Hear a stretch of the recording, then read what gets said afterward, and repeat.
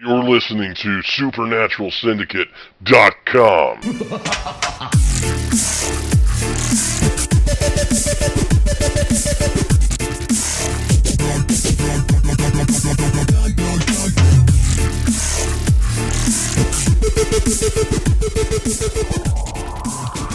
Hello everybody, this is Crypto, and tonight's episode on SupernaturalSyndicate.com, we're going to talk about paranormal investigations, television shows. Zubs and I have personal experience in paranormal investigations and groups, and we're going to just have you're going to be a fly on the wall, so to speak. And Zubs and I are going to talk about our experiences, some of the things that we like, and that's what we're going to pretty much do tonight. We're going to stay away from reading stories and giving so much news because we feel that we want to switch it up a little bit. So, Zubs, the first thing I want us to talk about is you and I were part of a group. This has been, 9-10 years ago, probably. It was just around 9 years ago. Yeah, because your son's 9 years old, and I think he was like just after he was born. It would have been about 8 years ago. Yeah, 8 or 9. Yeah. And the name of our group was Pinky. It was an acronym for Paranormal Investigators of Northern Kentucky. It was myself and another mutual friend. We started this group after watching the show Ghost Hunters on the Sci-Fi Channel. It was actually kind of ironic because at the time I was working for Roto-Rooter, and I thought it was so neat that, I wanted to do the same things that, these two founders of Ghost Hunters, TAPS, they were doing the same thing. So I attempted to go ahead and do all of this investigation stuff. I went and found out what kind of materials and what kind of instruments we had to use and read up into it. We asked you, Zubs, to be part of the group, and I know you were with us for a short time, and we did a few investigations, and I wanted to talk about some of the investigations that we were on together. One of the ones that I can remember, we were in Petersburg, Kentucky. We were at a graveyard. Yeah, that was our first investigation, and we went down there. We had this mutual friend, and we're going to call him Brian because we're not going to use his real name. Right. But Brian was he thought that everything that he saw or heard was paranormal in origin. Yeah, there was no a measure of skepticism at all in this guy. Don't get me wrong, bless his heart, he tried, and he was quite comical, even when he was being serious. Yeah, I just remember, we're all standing around. It's 40 degrees out. It's cold. Yeah, it was cold. And we're breathing, and you can see our breath. And all this, we got all this fog around us from breathing. And he goes, "Oh my God, there's a fog. We need to get out of here, or we need to start taking pictures." So he starts taking pictures of our breath.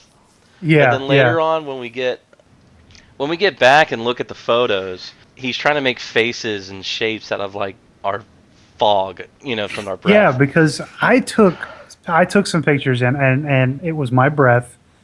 But now one of the pictures did look very ominous. You could see like a skull type of face in it. But that's probably just a product of matrixing. But I mean, dude, you can make pictures out of, that's like people drawing draw out the dust for the World Trade Center crashing. Yeah. Like people were saying there's the devil's face in it and stuff like that. I mean, you look up at the clouds and you can see shapes and faces and everything else. It doesn't mean there's a paranormal reason behind it, Well, and you remember when we were there, we had a recorder going, a digital recorder, and we were doing EVP sessions. We were walking around. We were asking questions, trying to get some responses from the departed ones in the cemetery. And I think because of the the recorder, the fact that we were walking on leaves and was producing a little bit of white noise that's static, and you could hear what sounded like people cussing at us or telling us to get out or things like that. And it was, at the time, it was exciting because we didn't know what we were doing. We had watched a couple of television shows. We thought we were capturing something legitimate. Well, But I never did, but I mean, we did some investigations that we actually caught some really weird stuff. There was an investigation we did in Georgetown, Kentucky, where we found out back in the 80s there was a murder. The father, and they were a Hispanic family.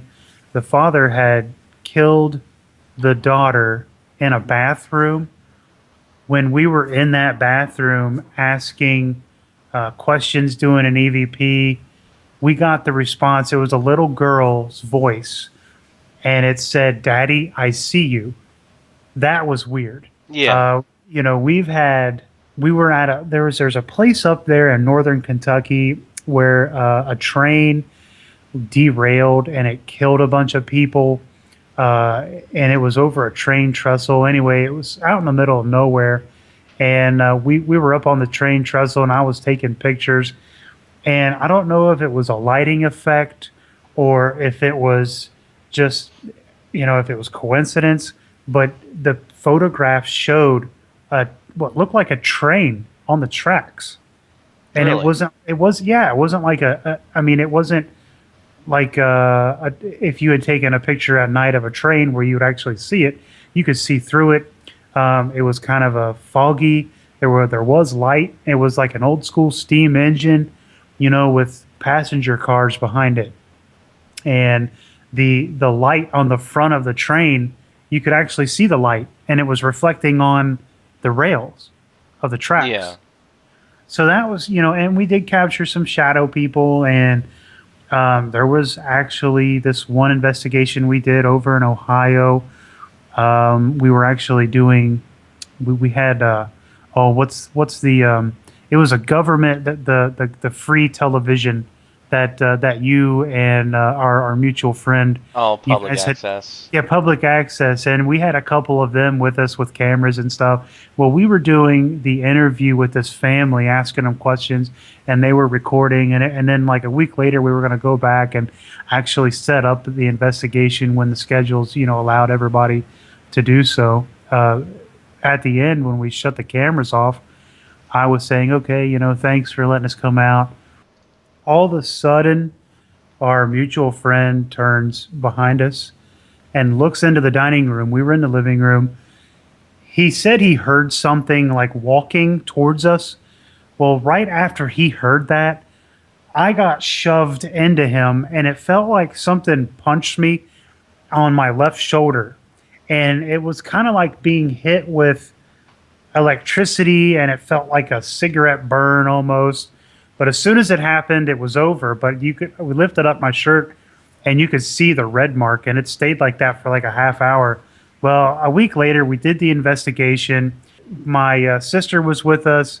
She's sensitive to, these ghosts or Now, entities real or quick, whatever. before we go in like saying she's a sensitive or anything like that, she wasn't as sensitive as she wasn't a psychic. She wasn't talking to Right? No, people. she wasn't. No, she wasn't a psychic. Yeah, She's not. she would just go in a room and she would just get a feeling, and then you guys would set up like your EVP recorders or start looking at taking temperatures or whatever. She wasn't a Yeah. psychic. She would just get a feeling about a I room or mean, something like that. on this one particular, encounter investigation that we did, she sat up in the attic space and she said, "Whatever it is, it's up here. I can feel it. It feels, it feels kind of negative." Or she would just explain the emotional attachment, in an area.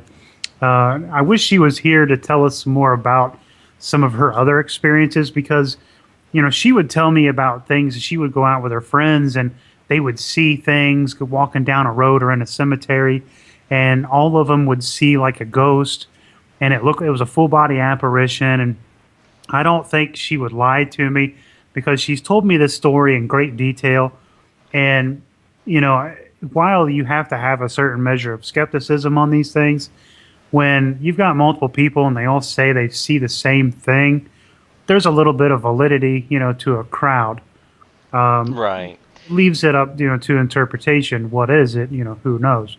But anyway, when we did, all of these stories and all these investigations in the past, I found out that to meddle with some of these things is I didn't like it. I didn't like doing it personally because I got hit. I got physically struck by something I couldn't see, and that scared me a Right. little bit.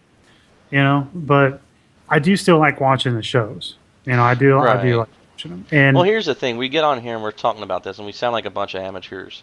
When the truth is, everybody's really an amateur because there's yeah, no actual school for this. You can't no, go to college to be a ghost hunter. It's all theory. right, And there's always new theories being made. And I mean, at one point we were using rods and crystal balls and stuff like that. Now we're using EMF detectors and hmm, other devices because we think they use some type of energy. Maybe an EMF detector can pick it up. right, You guys and had me on there at one point because for years and years in my free time I studied the occult and I studied demonology. now why did you do that? Why did Or I why, do why, that? why? Yeah, I'm not is trying it to say just a anything. It was just a hobby. yeah? I grew up in a very, very devout Christian home, Uh huh. and we were kind of taught to fear everything that wasn't Christian. So you wanted to know basically Why? what there was to fear. Right, because I was just told you fear everything. You fear people of other religions. You fear other people of other denominations. You Yeah. don't talk to them at all. I was raised I was raised of a certain denomination, and if another person comes up of another denomination, they try to talk about God or anything like that, I was just told to shut my ears because and I wanted to know why I was supposed to be afraid of this. So I started researching. I started with actually just looking into other denominations of Christianity and Yeah. Christianity as a whole, and then I looked into Muslim and Buddhism and a little bit into Hindu, and then I got into but what that got me into was old Jewish mythology with like the golems and stuff like that. Apparently, Yeah. rabbis at one point could take clay and write something on the forehead of the clay and bring it to life. And that led me into getting into the reading into the Kabbalah, which is ancient Jewish symbolism. Yeah. And then I started reading up on demons. I still read up on this old lore and Yeah. old demons. Just I don't buy into all of it. I don't buy into most of it, but it was just a hobby of mine, and I don't know. I just enjoy doing it. Yeah. It's So purely educational, of course. Not that the right, fact that you are reading into it any more than for knowledge. Not that you're going to be practicing, those kinds of things. And I think that people try to get that confused. There's a certain amount of education that people interest themselves in, but there are two types. There's the extremist type, who will attempt to reenact or follow through with some of these things that have been that you've read about, like bringing to back to life these clay things. So right, and the fact that when I first started doing the paranormal investigation stuff, it was mostly for the same reason. Why? What is it? hmm Because there's well, nothing out there that can tell you what it is or what it is not, other than if you're going to go by the Bible. And I'm not going to talk bad about Christianity or theology or the science of anything, but there is something to it. something It's to the not Bible or there's something to, well, like all of this ghost paranormal stuff. there's something to it. I don't think, in my opinion, that you could use the Bible to explain it because a lot of times now in the Bible they do mention ghosts and stuff like that, but then they also contradict it of ghosts existing by saying that, yeah, you go to one or two places. The answers, in my opinion, aren't in the Bible. The answers would actually, for me, we've is from research of other people who look into this ghost phenomenon. You can't really look at any one religion and say that one's got the answers, because for me, they all hold the same amount of validity Right. than the other one. We don't know what happens after you die because no one's come back and told us. I understand exactly what you mean. Now, if you remember back when we were watching Ghost Hunters when it first came out, the theatrics of everything wasn't quite there. It was more scientific. They always went into a place, and I believe they kind of still do. But here in the past couple of years, if you've noticed, all these shows that have sprung up are more theatrical. There's more drama. There's more, that's a ghost. This is a ghost. This is a ghost. Everything's a ghost, or it's related to the paranormal, and there's less debunking. Well, is it Ghost Adventures? They've got like this device that's like halfway between like a microphone and a speak and spell. Yeah, yeah, it And kind of. Yeah, and it's like, they think they're talking directly to the ghost, and it's like, so what did you think of this, Mr. Ghost? And it comes through like the speak and spell, like yeah, it'll say potato, something. Yeah, and then they make a theory based off of this one word it said, yeah, and yeah. it just, what They try and evidence, relate it to something. right, but what evidence do you have has anything that correlates, that one word correlates to anything else with this story or the life of that dead person they think they're talking to?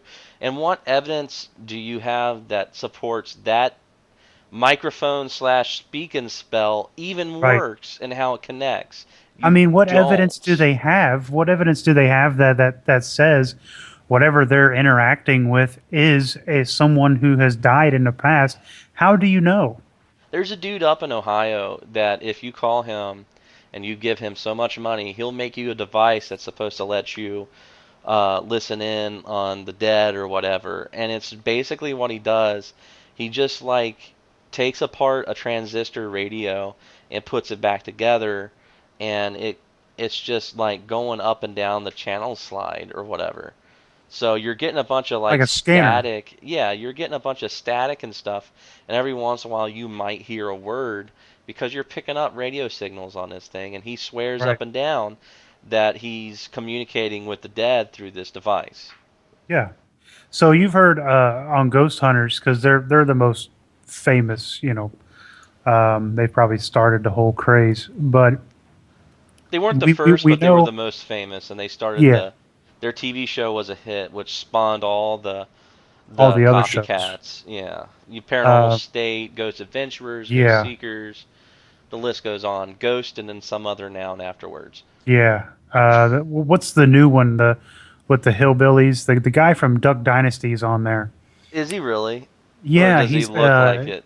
Or does he it's look like like one of the guys? It's Deep South Paranormal. yeah, that's what it is. And well, from what I've heard, it's one of the guys from Duck Dynasty. Now, I don't watch that show. A lot of people do. They love it. And congrats on those guys for making a lot of money making duck calls. But these quote unquote hillbilly redneck types, these southern types, they're a group and they go around to places around southern United States doing their investigations, and they kind of use unorthodox approaches in some ways, but they also use a lot of the newer tech that a lot of these shows have come to been known for their scientific approach, if you will.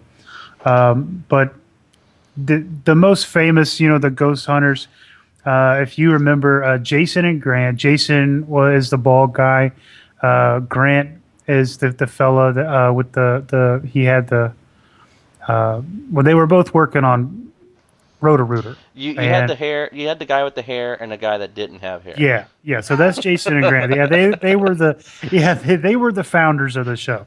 Well, after so many years, I believe it was a year and a half, 2 years ago, Grant decided that he wasn't going to be a part of the show anymore. A lot of people didn't understand why, and one of the reasons that came out was he wanted to be there for his family. He wanted to be a better dad, a better husband. And kudos to Grant.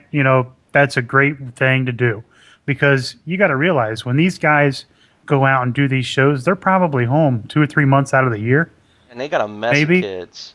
Oh yeah, they do. Yeah, you see some of the episodes where there's guys, there's a whole mass of kids, and they're at one of their houses having a cookout or something, Right. just to try and throw a mix in the episode. But I was reading and off the internet that one of the real reasons why Grant left the show, that kind of started the whole thing, was him and his friend Jason.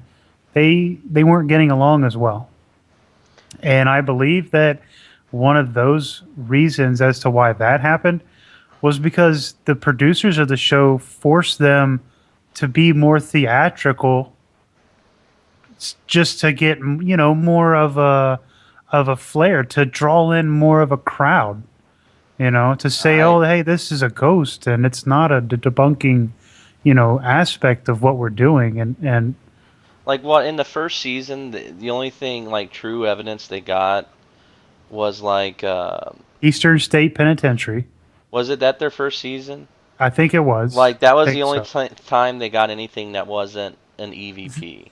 That one was which had the full body apparition, and then the one where they were at a lighthouse, and it like was they were chasing it up the Up the stairwell, stairs, yeah, and you and could then they see had the it. camera Yeah, looking up the stairwell, and you could see it peek over. Now, to me, that is great evidence.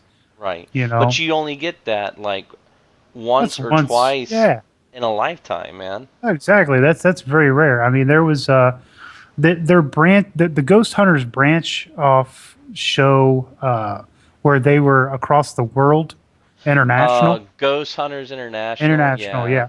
They caught some really neat stuff. Now they were in some weird places, like Transylvania, But they're you also know. in places with a lot of history too. Here's the Yeah, thing, overseas, people don't realize America is a fairly new country. We're just over exactly. 200 something years old, and all our buildings are fairly new. Like our Right. oldest city is Boston, one of Yeah. them, that has some of the oldest architecture in the U.S. But you go over, I mean, you bring a person from England or something like that over, they're like, oh, Yeah. that building's 200 years old. Oh, how quaint. They got Right. buildings, that are 500 years old and stuff Yeah. like I mean, that. you got like Stonehenge over in England. You got Scotland and Ireland. They've got fairy rings. And they did some Ghost Hunters International did some really cool stuff over there. They did catch some really neat things that I enjoyed, and that I personally would say that's unexplainable evidence, Right. and therefore it's highly possible it's paranormal. One guy, whether it was Jason or Grant, was kind of more in the producer's pocket than the other one, and that caused some tension. I've heard, that Yeah, they were leaving for kids. I heard that one of them was just kind of burnt out on the whole yeah, paranormal thing. Like he just didn't want to do it anymore. He had his time with it, and all those things could be a factor. We really don't know. But another person that you might notice from, I think he was from the first 3 seasons of Ghost Hunters, was yeah. He wasn't on there too Brian. long. Yeah, the Dude Run. Well, they had a lot Yeah, of drama with them. They ended up taking him off the series altogether, like yeah, taking him off exactly. taps. Like You he was reading. left. Well, you was reading something earlier where he was doing all kinds of. He has like a what'd you say? He has a Basically, company. he has a company called like Beware Productions, and basically what he's doing is he's trying to start a tour where he goes to these conventions or he goes to these certain places and he appears in fan and he's paid money by fans for merchandise and stuff like that. Well, apparently he's accepting people's money, but he's not giving them the merchandise, T-shirts or Yeah, that's DVDs or bad. whatever, which is bad. Yeah, Now, that's a quick way to get yourself mobbed. yeah, but he He was a big drama queen. well, yeah, and I think it was like a year or two ago. He even like posted a fake suicide note on his Facebook or something, and then his wife went and reported a missing persons thing, and then Yeah, the very next day they found him. It's yeah. Yeah, I mean, it's just he started so much crap with in between everybody that I don't know how everybody else feels in the audience, but I was glad to see him go. Right. And if you remember the redhead Amy that was on that show for a long time, Yeah. last September, uh, she decided she was going to quit, and she just pretty much walks off the one of the investigations when they were filming. Really. Yeah, she left because okay, she got pregnant last May. Everybody was wondering, hey, how's this going to affect her role on the show? She made a statement on the air, and she put a lot of thought into whether she would continue to investigate through the pregnancy, or I mean, how many paranormal investigators believe that an unborn child is at risk of spirit attachment or other paranormal activity? Some people feel that. Yeah, some So people will blame that a miscarriage on that and things yeah, like and that. well, it scared her so much that she just pretty much up and said, "I'm done." There was a camera woman that she would follow around Amy all the time, and Amy and Adam, who is the new guy from the episode where they have found new recruits. So this camera woman was following them around during an investigation. She was like scratched, and Amy pretty much decided, okay, I'm done, and she left the area. And she's expected to continue her role as an investigator until her baby's born, and she intends to resume her career, well, when she's a mom and everything. But until then, she's like, okay, well, the spirits don't have permission to touch my baby, and that's what she told someone in an interview. So I'm thinking to myself, okay, you're telling a ghost who can pretty much do what they want to not touch Well, you. I don't know. If you look in some books, actually, depending on their power, there's certain permissions they have to have permission, or they don't have permission. But if you revoke their rights, they can't touch you, or they can't do certain things. That's why when you're in your house and you tell them to get out or leave, and suddenly they're gone, it's not because they want to. It's because you own the property and you have the rights to it, and you're telling them to Well, leave. They well, have what to about obey. well, what Now, I'm about not these saying that's times where ghosts tell the people to get out? You hear that right, all the time. right, and I'm not saying that's just one thought on it. There's with demonology, there's most of the time there's rules. Yeah, Like, and once you give the demon permission, it'll just do all sorts of mischief and bad things.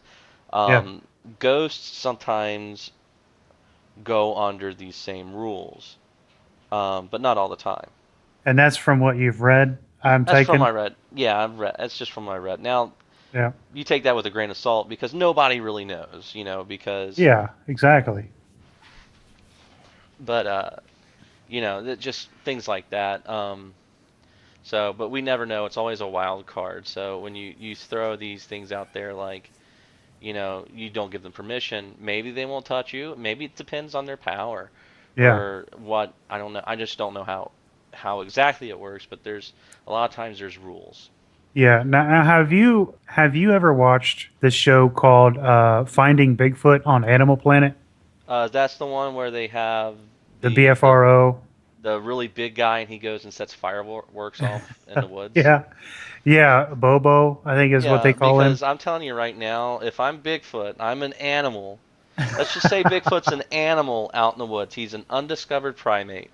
We'll go Okay. with that theory. And he's out in the woods, and he sees explosions in the Yes. air.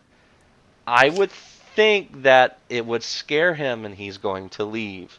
Because if Yeah. I take my dog outside on the 4th of July, my dog panics.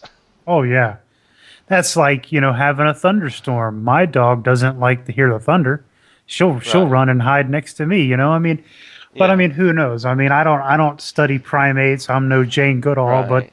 Let's go to there's the other theory. They're intelligent. There's some intelligent being, whether they be interdimensional, some sub-human race or whatever, yeah.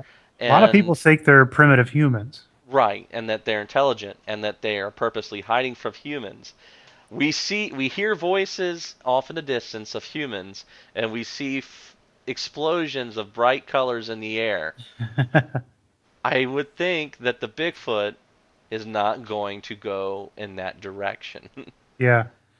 Yeah, I don't think the Bigfoot, I mean, you've got a group over there setting off fireworks, making noises, putting out food like bacon and donuts, and you've got another group on another side of the valley recording, and there was an episode where they did that, and they were capturing something making noises or running through the woods. And were they running away? Well, probably. That's what I would do.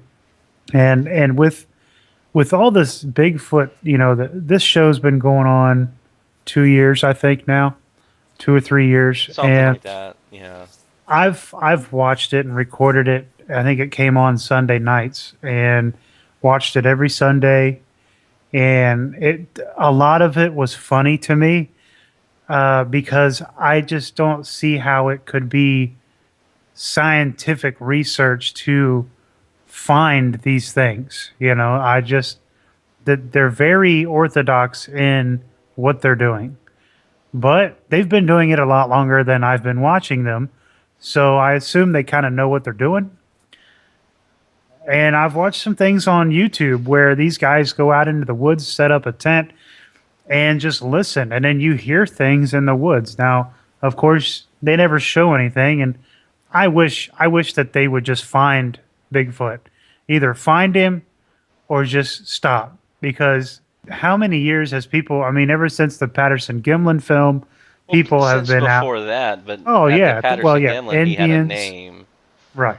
I And mean, certain tribes that, said that Sasquatch was another tribe of Native Americans. yeah, You know, some say he was a spirit beast. He was neither man nor animal. He was something in between. He was in between, our realm and the other realm. There was all these different things. So, I mean, the Native Americans knew he was there, but they didn't know right. what he was. Knew A what lot, he was, but it was, it's like a lot of the tribes respected him and right, or respected that species or being. They knew that whenever, anytime an investigative group went out to see the Native Americans, the tribe, they said, "Hey, you have to get a blessing, or you have to have some sort of uh, offering or something like yeah, that. offering it." And so they did that, and it really didn't do much for them. Of course, the Bigfoot never did come out angry because they didn't offer him anything. Right. I would say go against what the Native Americans say, and see, make the Bigfoot come to them. I mean, if that's what they Well, think it well, here's the is. thing. Once you do, I don't like their approach. They're running around in the dark woods with a bunch of flashlights and camera Yeah. equipment. If there's any Bigfoot activity, they see these things coming at them. They're gonna head out. What you need to do is you need to set up you need to go weeks before time and set up all these trail cameras and stuff like that, Oh yeah. and then just let them sit there for like a month, Yeah. and then just Some go out to of the edge of the woods and just listen. some That's of what you these do. investigators, that they'll say, well, the reason why we don't do that is because, We're trying to make a TV show and people watch it. That's why they yeah. do that. Well, I mean, it's like they're like, oh, well, they know the camera's there. I'm like, how? I mean, obviously it's foreign. It may have a funny smell. I don't know, but why don't you use that hunter's scent blocker stuff, and just make it smell like dirt and leave it Right. up there? And yeah, that's a good idea. If you leave it up there for a long time, the They're going to animals of the become area are going to accustomed get to it. used to it. Yep, and they're Right. not going to know what it is, and then you just ignore it, and you'll get them to walk by it. I mean, there is some video Yeah, evidence out there right. of different things that is highly questionable as to what it really was. It does look like an ape. It does look like a man. Right. But there is so many hoaxes. Like in that last episode we did where we talked about the guy who was inciting a Bigfoot, and then he ended up dying because of Yeah. what he was doing. I mean, Well, it's you've like got all these people trying to make a name for themselves, trying to do it. hoaxing a sighting, like just making up their sighting, or Yeah. they're trying to create a sighting for someone else to see, just for someone else to report it to try to keep interest up. I understand. I love the idea of Sasquatch. I love it, but I'm not going to go out there and fake it. If there is a Sasquatch out there, it's doing a pretty good job hiding. Yeah. Is there something mystical to about it? I don't know. I've never encountered anything mystical in my life. Is it an animal? It could be some genetic offshoot from Gigantus epithecus, or it could be some primitive human race, or it could be a North American ape. We don't Yeah. know, but we're not finding it. And to be honest, the tactics that they're using on finding Bigfoot is not good ones. I mean, they're basically said, let's take a Ghost Hunters TV show and skin it with Bigfoot. Yeah. We're But gonna that's not BFRO's fault. That's the people that's who made Finding Bigfoot on Animal Planet. right. And Well, I just that's the way they wanted to present the show. right. Well, they did the same And thing with UFO hunters. Oh, yeah, I mean, how can you hunt UFOs? Is it a half an hour of them just like laying on their backs looking up at the sky? No, they put a bunch of cameras everywhere, EMF detectors and stuff. And the show didn't last long because they're not finding anything because yeah, I didn't even know that there was a show called that. yeah, it lasted like only a few episodes. I mean, Oh wow. really, what are you going to find? Someone reports, hey, I saw a UFO in the sky when I was over here. So they go to the exact location and they're setting up cameras everywhere. Yeah, And it's like, you're not going to find anything. It was there a year ago for 3 seconds. yeah. So, That kind of thing. I mean, that's no different than this one story that we were looking up, where a company wants to beam your message to aliens. Like, I think, yeah, they're wanting to buy out this old dish. And, you've heard of SETI. hmm SETI's, and I support the SETI. search. Yeah, Yeah, and they're basically just listening to see if they hear anything, which I support that. Now, what this is, the idea is SETI but in reverse. What they're yeah. wanting to do is send messages up into space about Earth's culture, all the different cultures and educational. And I can, okay, that's one thing. But what they're wanting to do to help fund this is basically you pay a certain amount of money and you can send a Twitter message into space, Yeah. which, okay, the whole idea of sending messages out into space, even if it is our culture, Uh-huh. um, yes, that's a good idea, yes and no. We could attract attention of something that might not like us, oh, we found a new planet to dominate, or whatever. Um, And then if you're sending Twitter messages, they could have started out peaceful towards us, but then they Yeah. got tired of looking at our cat pictures and what we ate for dinner, and decided the human race is a bunch of dumbasses, and we're just going to wipe Oh them all yeah. out of the universe, just Exactly. gone. I mean, you've got SETI, which is the search for extraterrestrial intelligence. Well, they've decided to make METI, messaging to extraterrestrial intelligence. I mean, the larger community wasn't even, they don't have permission to do this. Who's to say that they message somebody and they're in what if we do? What happens if we do find a group or a civilization of extraterrestrial beings and they aren't the nicest people or What the if nicest what if aliens? they are what if they're like neutral towards us, but then Yeah. they get a message from the 13-year-old ranting about Call of Duty, cussing like he's on Xbox Live, you Oh know. yeah. Oh, he must represent humanity. I mean, in all He insulted likelihood, our mothers. yeah.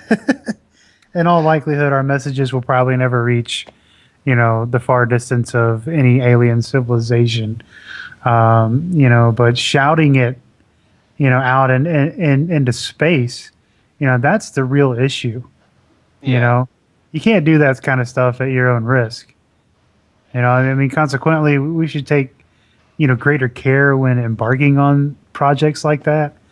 Right. I mean, it has to be part of a much broader conversation. I mean, it can't just be, you can't just exercise silliness to make a little bit of money. And, I mean, what they say that the closest star system or system that that might be that might have any kind of alien life on it is like 17.6 years away. I mean, and Well, that's for just us, anyways. yeah. I mean, and they don't know. I mean, Light and there's a years, by the way. yeah, that's light years, and so it would take that many years for that message if it traveled at the speed of light to get there. I mean, the story of the whole MEDI effort, what they plan to do is to share and track the different beams. You can sign in and see how far your beam has gotten since it has, since you signed in the day before, I guess. Or you can have a dedicated beam where your friends and family can see what you wrote and where it's going. You can explore what other people have sent. You can even look at blogs and Twitter. Yeah. I mean, here's my opinion on it. Who cares? I mean, it's not scientific in nature. It's basically we're showing our asses as a Yeah. race, and that's bad because as well as I do, and anybody else that has common sense, the universe is a really big place, and Right. if for those people who believe that we're the only ones in it, that's a whole lot of wasted space. Well, If we're in, it's, following the rules of nature and everything like that.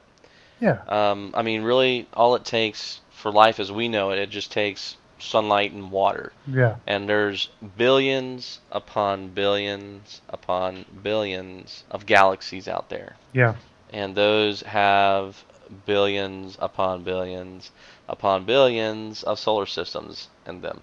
And those solar systems have billions upon billions upon billions of planets out there.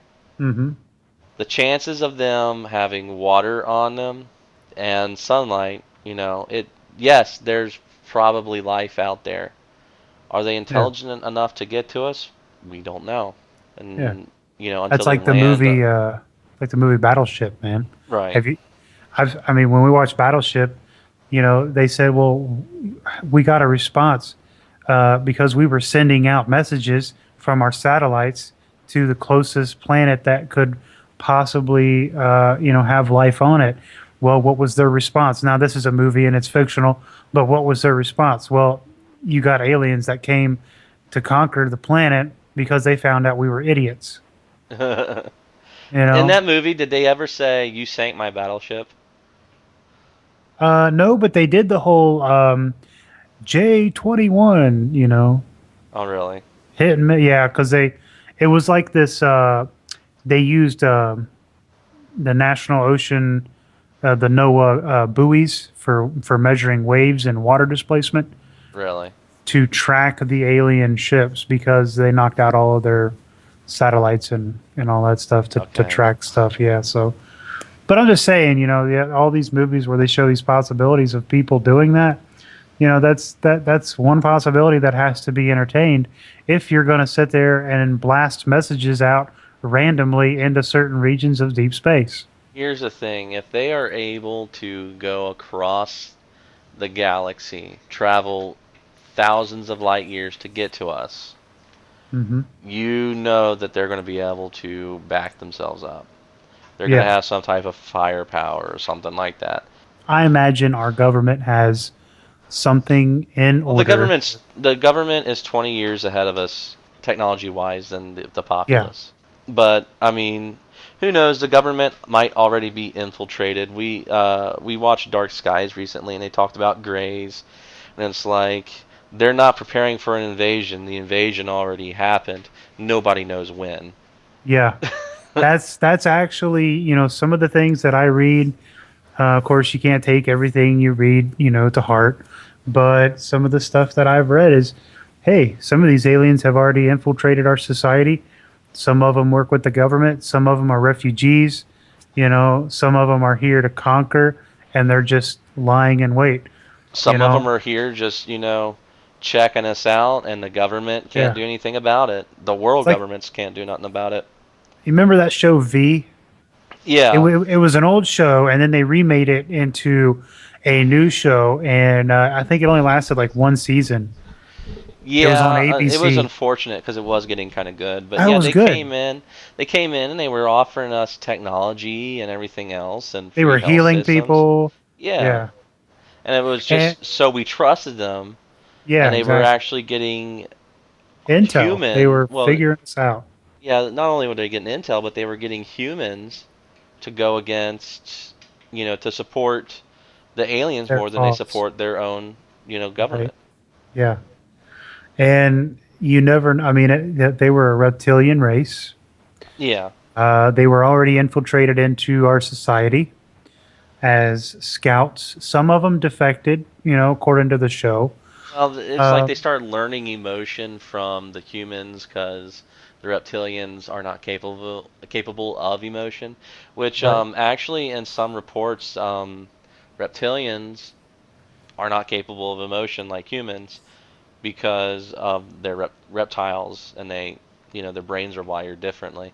which any alien race out there, they're not going to have the same emotions as humans because they're not human. They're going to have their own alien emotion if they have Yeah. emotion at all. So Right. like the Greys, they always talk about the Greys are very robotic. They're never like, even when we're being serious, someone always snarks off to someone else or might make a lame joke or something like that. Nothing like that happens. They Yeah. they don't grin. They don't whatever. They don't communicate to each other through speech. They do it through Telepathy. telepathy or something like that. And they're very robotic. So it's almost like they're either a hive mind, they don't have emotion, or they're robots. You Yeah. know. So It's I really like all of the different species of aliens that, well, people have either created in their mind or, that possibly could be there. And when we talk about all these different kinds of aliens, I just hope that the ones that we do encounter, I mean, in the future, I really believe that we will. I just hope that when we do, they're they're nice. yeah. And with that, I think we're going to call it a night. Please visit our webpage at www.supernaturalsyndicate.com. You can email me at zubs@supernaturalsyndicate.com and crypto@supernaturalsyndicate.com. Remember to like our Facebook and visit our YouTube page at youtube.com/zubscrypto. And with that, I'm Zubs. And I'm Crypto, and we'll see you on the other side.